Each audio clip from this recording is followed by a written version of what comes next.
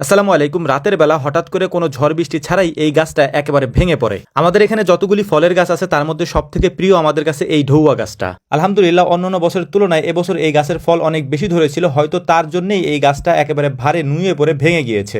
রাতে যখন ডালটা এভাবে ভেঙে পড়তে দেখেছিলাম তখন খুব খারাপ লেগেছিল, কিন্তু তার থেকেও বেশি খারাপ লেগেছিল যে এই গাছে একটা শালিক পাখির বাসা ছিল। দিনের বেলা এখানে আর আসা হয় নাই, দিনের বেলা বৃষ্টি হয়েছিল। বৃষ্টির পরে যখন এখানে এসেছি দেখলাম যে বাসাটা একেবারে ভিজে গিয়েছে। এর পাশাপাশি হচ্ছে যে বাসার মধ্যে কয়েকটা বাচ্চাও ছিল, সেই বাচ্চাগুলোকেও খুঁজে পাচ্ছিলাম না। পাখির বাসাটা নিচে পড়ে গিয়েছিল, এখান থেকে এটাকে আমরা উঠিয়ে সুন্দর করে এটাকে আমরা বেঁধে দিয়েছি যাতে করে এটা পরবর্তীতে বাতাস হলে পড়ে না যায়, এবং এটার উপর একটা পলিথিনও আমরা দিয়ে দেবো যাতে করে বৃষ্টি হলে ভিতরে পানি না যায়। তবে একটা ভয় ছিল যে বাসাটা নিচে পড়ে গিয়েছে, ওখান থেকে আমরা উপরে উঠিয়ে দিয়ে বেঁধে দিয়েছি বা এটাকে আমরা সুন্দর করে মেরামত করে দিয়েছি। এই বাসায় ওই বড় পাখিগুলি আসবে কিনা ওদের বাচ্চাদেরকে খাওয়াইতে। পরদিন সকাল পর্যন্ত আমরা পর্যবেক্ষণে রেখেছিলাম যে এই পাখির মা বাবাগুলি ওদেরকে খাওয়াইতে আসে কিনা। যদি খাওয়াইতে না আসে তাহলে এগুলিকে আমরা নিজেরাই হাতে করে খাইয়ে দিব, এবং বড় হলে ইনশাল্লাহ যখন উঠতে পারবে তখন ওদেরকে আমরা ছেড়ে দিব। তবে আলহামদুলিল্লাহ সেটার আর দরকার হয়নি। পরের দিন সকালবেলা আমরা দেখেছি যে এই পাখিগুলির মা বাবা এসে ওদেরকে খাওয়াচ্ছে এবং ওদের কাছে আসতেছে যাচ্ছে, এটা দেখে আমাদের কাছে খুব ভালো লেগেছিল। এরপর থেকে আমরা এখানে তেমন একটা আসি না, কারণ আমরা যদি এখানে বারবার আসা যাওয়া করি তাহলে হয়তো পাখিগুলি ভয় পেতে পারে এবং ভয় পেয়ে হয়তো পরবর্তীতে আর নাও আসতে পারে। এই কারণে আমরা এখানে আসাটা বন্ধ করে দিয়েছি। এই জন্য মূলত এখানে যে ফলগুলি ছিল সেই ফলগুলিকে আমরা এখান থেকে চিরে নিয়ে যাচ্ছিলাম